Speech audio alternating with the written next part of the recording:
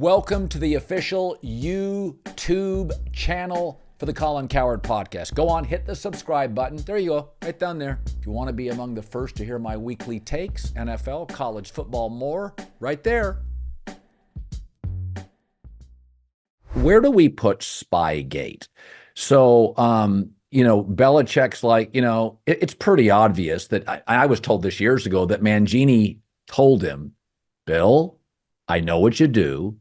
If you tape us with the Jets, I'm turning you in. And Bill, perhaps arrogantly, said, go for it. There's sort of an omerta feel to Belichick, like, it's part of the club. We got you a job. You don't get this without us. But I was told years ago that Mangini warned him, Bill, I know what's up. I know what you do.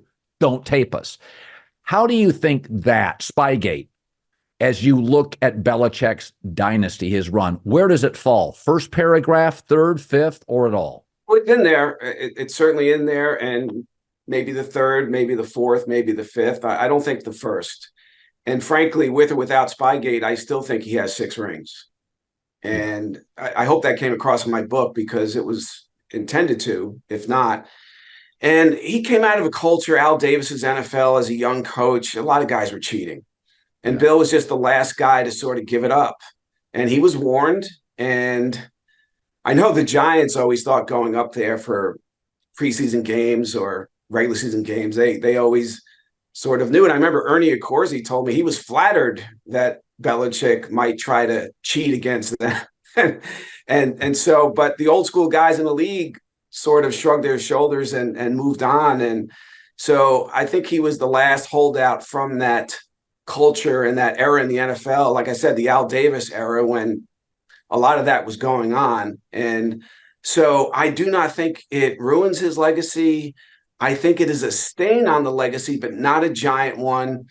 And of course, after Spygate, Bill ended up with definitely his best team and his best season. He just lost a Super Bowl.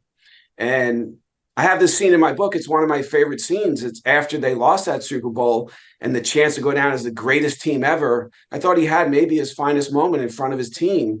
That locker room was absolutely devastated. These were broken, crying men because they knew if one of 17 things broke their way instead of the Giants' way, they would go down as the greatest team of all time. And unfortunately, that didn't happen.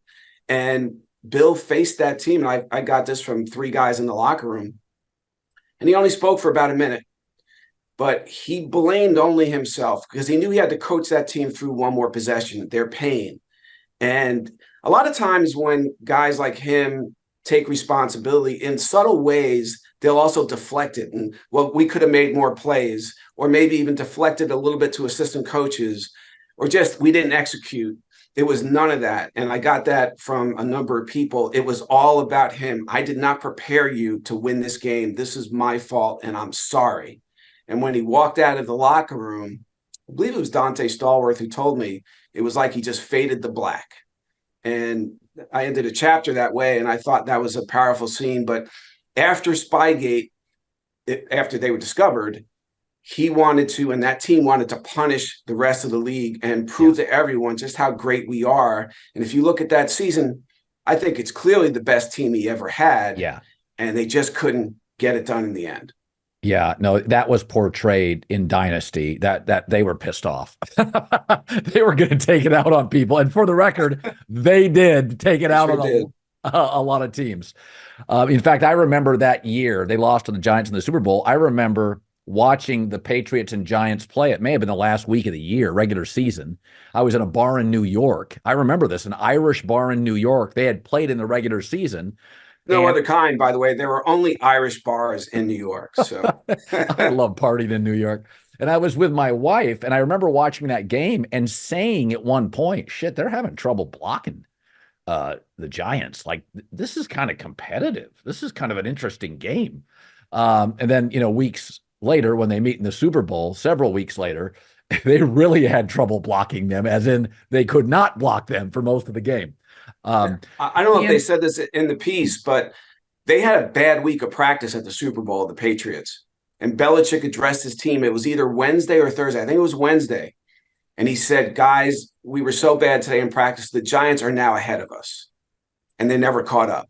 but for some reason, receivers were dropping passes. It was just a sloppy week. And I think, Colin, that they ran out of gas.